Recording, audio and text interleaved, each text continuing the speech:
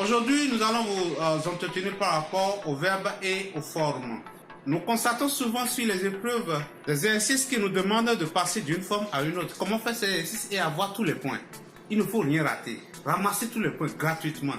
On va vous expliquer cela ici aujourd'hui. Mais avant tout, vous devez vous abonner pour pouvoir avoir les vidéos gratuitement. Vous devez aussi aimer la page et aussi partager aux amis. Voilà ce que vous pouvez faire pour que tout le monde en bénéficie. C'est gratuit, c'est à vous. C'est à vous. Désormais, on ne doit pas avoir de mauvaises notes en anglais. À partir du moment où toi, tu as eu la chance de suivre cette vidéo, ça veut dire que tu es sur le bon chemin. Nous allons tout faire pour t'aider. Nous allons tout faire pour te détailler les structures grammaticales qui te posent des problèmes en classe.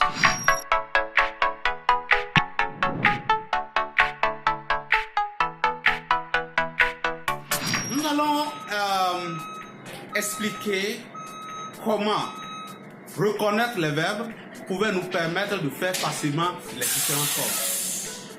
Mais tout d'abord, qu'est-ce qu'on appelle verbe? Le verbe, c'est ce mot-là qui fait l'action ou bien qui montre l'état du sujet. Donc, c'est ça qui est ici. Verbs are action words or being words of a sentence. Verbs can be classified into two groups. We can classify verbs into two groups. Les verbes peuvent se mettre en deux groupes. Les verbes malléables et les verbes, les full verbs.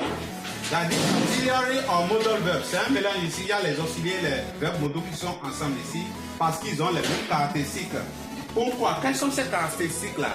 Les verbes modaux peuvent prendre, c'est-à-dire, on a le verbe plus not. Il peut prendre l'adverbe de négation directement pour donner la forme négative. Et aussi, ces verbes-là peuvent venir avant le sujet pour faire la forme interrogative. C'est leur propriété, ça. Lorsque vous prenez une phrase et que vous voyez un verbe, un auxiliaire dedans, là, vous pouvez déjà lui donner note pour aller à la forme négative ou bien l'amener avant le sujet pour donner la forme interrogative. D'accord? Alors que les full verbs, tels que vous les voyez ici, sont des verbes rigides qui ne peuvent pas faire cela.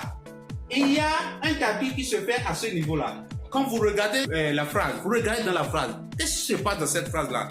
Vous constatez que ici, il y a un verbe. Oui, il y a un verbe. Mais ce verbe-là, il s'agit de quel verbe? Est-ce que c'est un auxiliaire? Est-ce que c'est un verbe modal? Ou bien c'est un full verbe? Si c'est un auxiliaire, vous savez déjà ce qu'il faut faire. Maintenant, si c'est un full verbe, ça c'est une autre réalité. C'est souvent à cette difficulté-là que nous avions affaire dans les compositions. On revient ici avec les auxiliaires. Voici ce qui se passe avec les auxiliaires. Vous avez ces auxiliaires ici. To be, to have, to do, etc. Maintenant, j'ai mis to have entre brief et to do entre brief parce que c'est des verbes hybrides. Parfois, ils peuvent se retrouver ici. Dans notre prochain numéro, je vais vous expliquer pourquoi est-ce qu'on peut les retrouver ici et dans quelles conditions on peut les retrouver comme full verbs. D'accord? Maintenant, j'ai fini avec ici. Mais avant d'aller de l'autre côté, nous allons prendre une petite phrase. You are tall. You are tall. On veut mettre cette phrase à la forme négative. À la forme négative, ça va donner quoi? On regarde d'abord dans la phrase. Le verbe c'est are. C'est un auxiliaire, l'auxiliaire to be. On peut lui ajouter l'auxiliaire et l'adverbe plutôt de négation directement pour aller à la forme négative. Donc on a quoi? You are not tall. Simplement. On nous dit encore, pour faire la forme interrogative, ça peut venir, l'auxiliaire peut venir avant le sujet. Donc on a quoi? Are you tall? Point d'interrogation, n'oublie pas. Voilà simplement comment les verbes, les auxiliaires, les verbes modaux réagissent lorsqu'il s'agit des formes.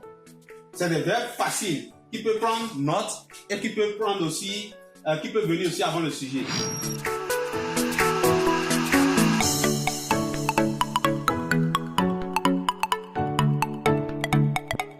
Ici, c'est des full verbes. Il s'agit ici des verbes réguliers, des verbes irréguliers ensemble. Verbes réguliers comme irréguliers. Qu'est-ce qui se passe? Est-ce que ces verbes-là peuvent prendre not? Non. Est-ce que ces verbes-là peuvent venir avant le sujet? Non, c'est des verbes rigides, c'est des verbes forts. Ils ne peuvent pas venir avant le sujet. Qu'est-ce qui se passe? Il y a un petit calcul qu'on fait. On prête un auxiliaire. Et voici l'auxiliaire. L'auxiliaire chargé de faire cela. Lorsqu'on se trouve dans cette condition-là, on prend l'auxiliaire to do qui viendra maintenant jouer tous ces rôles-là. C'est-à-dire, to do viendra prendre le not. D'accord? Plus maintenant le verbe même qui est dans la phrase. Si c'est la forme interrogative, to do vient d'abord, plus le sujet, plus maintenant le verbe de la phrase, plus le point d'interrogation à la fin. Voilà comment ça arrive ici. Si vous regardez la phrase, vous n'avez pas un auxiliaire. Allez, vous remplacez le verbe là par l'auxiliaire to do. On fait appel à l'auxiliaire to do et le jeu est fait. Donc ici on va prendre un verbe dedans. He eats rice. He eats rice. On regarde, le verbe ici c'est eat. Est-ce que c'est un auxiliaire? Non, ce n'est pas un auxiliaire.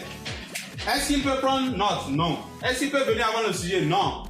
Il y a un auxiliaire spécialiste de ce jeu-là. Lorsqu'il s'agit d'une phrase où il n'y a pas d'auxiliaire et on veut aller maintenant à d'autres formes, il y a un auxiliaire qui fait cela.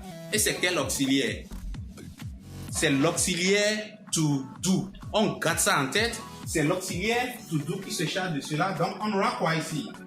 He to do viendra prendre le temps. Donc on aura does plus not eat. On ne mettra plus S ici parce que ce verbe-là a perdu son temps au profit de celui-ci. Maintenant, à la forme interrogative, on aura does he eat rice? Voilà ce qu'on peut avoir. Does he eat rice? On n'oublie pas le point d'interrogation.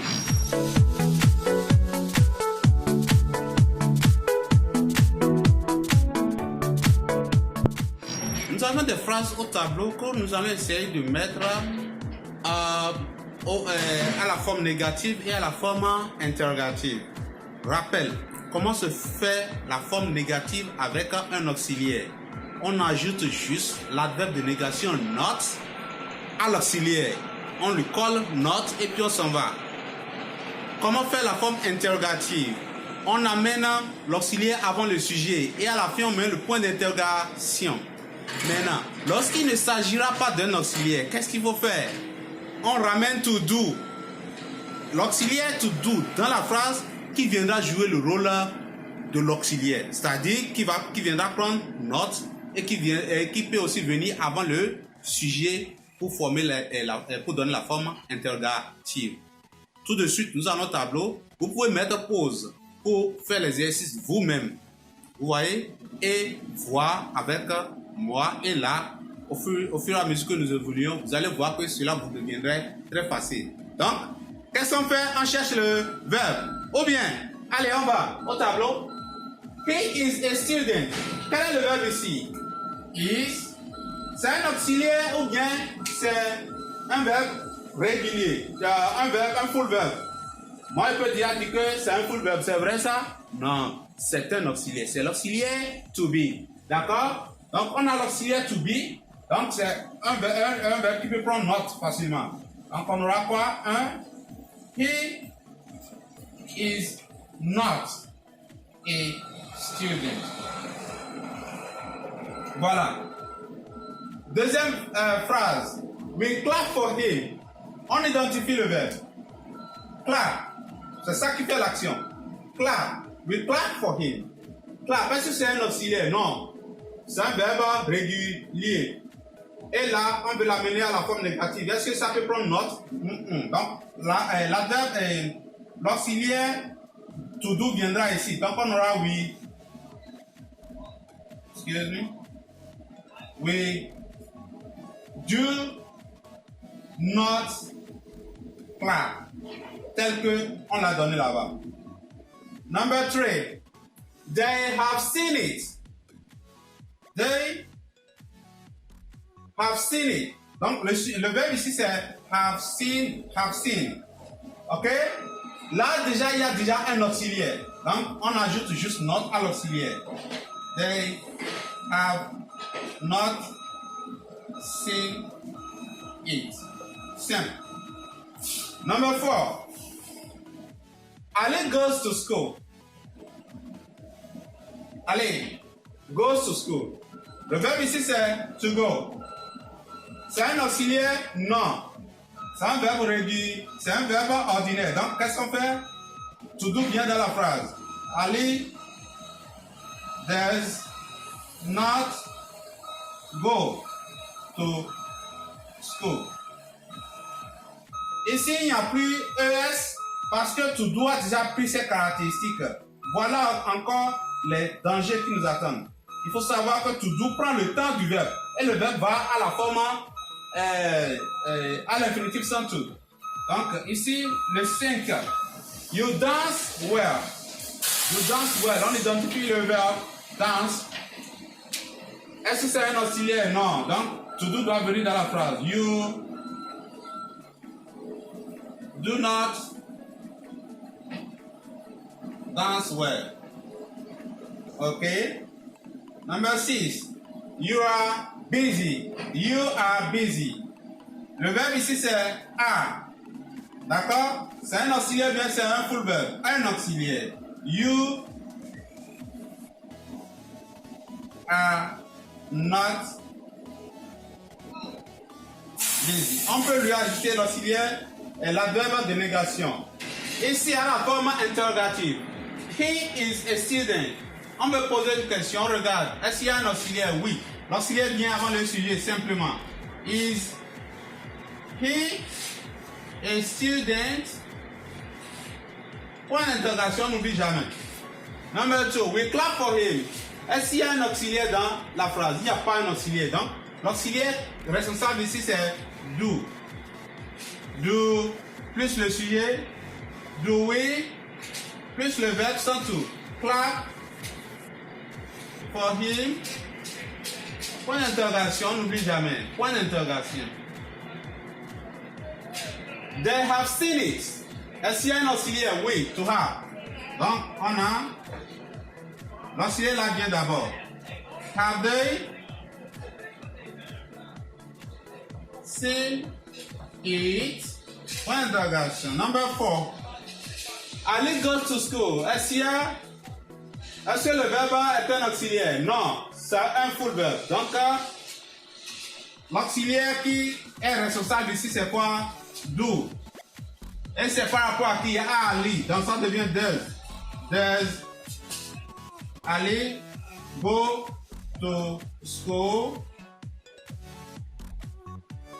Est-ce que vous me suivez? En 5, on aura you dance well. You dance well.